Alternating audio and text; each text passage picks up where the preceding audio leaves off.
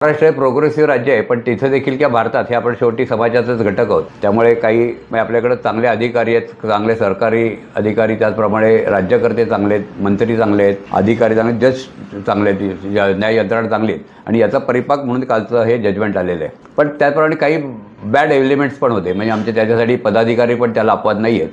काही बिल्डर्स किंवा विकसक किंवा PMC किंवा मधले एजंट त्यांच्या हाताशी धरून त्यांना वेगळ्या चुकीच्या प्रथा पडत होत्या.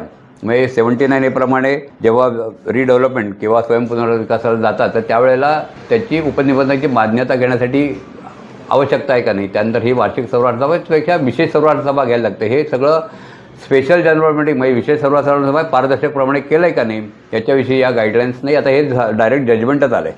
त्याचा दुर्दैवानं मिसयुटिलायझेशन म्हणजे दुरुपयोग होत होता. म्हणजे त्याच्यासाठी काही अधिकारी, काही मध्यस्थ किंवा आमचे चेअरमन सेक्रेटरी देखील त्याचा दुरुपयोग करत होते आणि त्याला वाईट वळण लागत होतं. पण आता याच्यात क्लिअर कट आलेलं आहे की हे सगळं पारदर्शक करायला पाहिजे. जनरल बॉडी सुप्रीम म्हणजे जे काही तुम्ही करताय हे फक्त याचा रोल त्यांनी डिफाईन केला आहे. विकसकाचा रोल काय आहे, त्याच्याप्रमाणे या सरकारी अधिकाऱ्यांचा रोल सहकार खात्याचा काय आहे याच्यासाठी डिफाईन केला आहे. आणि हे सभासदांचं सहकारी निर्माण संस्था आहे.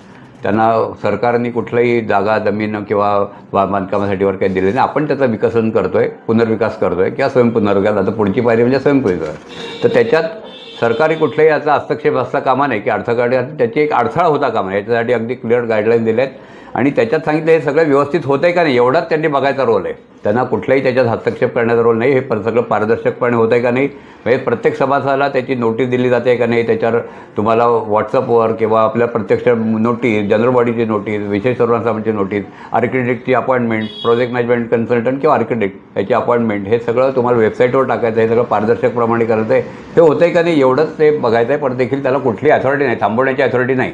याचा कधीकधी त्याचा दुर्दैवानं मिसयूज होत होता. आणि त्याच्यामुळे हे जे सर्क्युलर त्याला सरकारने त्याला आता या जस्टिस बोरकर साहेबांनी याच्यात पुढं पण जाऊन सांगितलं आहे हे सगळं तुम्ही ताबडतोब थांबवा असं काही होत असेल तर चुकीच्या प्रॅक्टिस. आणि त्यासाठी परिपत्रक काढा, सरकारला एज्युकेट करा. आणि आमचा फेडरेशनचा याच्यात मोठा रोल आहे. कारण आमच्या महाराष्ट्र हाऊसिंग फेडरेशनला आता नॅशनल हाऊसिंग फेडरेशन किंवा आता हे 2 आंतरराष्ट्रीय सहकार वर्षामुळे NCU national corporate union of इंडियानी पण आम्हाला प्रशिक्षणाची अथॉरिटी दिलेली आहे. आणि त्याप्रमाणे आपण महाराष्ट्र राज्य सहकारी संघ वैकून आपण लोकांना प्रशिक्षण देतो आहे. आणि त्यामुळे लोकांनी काय करावं, काय करू नये याच्यासाठी आपण प्रशिक्षण देतो आहे. त्यामुळे रिडेव्हलपमेंट आणि सेल्फ डेव्हलपमेंट आयुष्यात एकदाच होतं. तर त्याच्यामुळे कशा पद्धतीने करायला पाहिजे, सगळ्या लोकांना विश्वासात घेऊन ठेवलं आहे. मनमर्जीप्रमाणे करता उपयोग नाही, हँड इन ग्लोज असं काही होता कामा नये.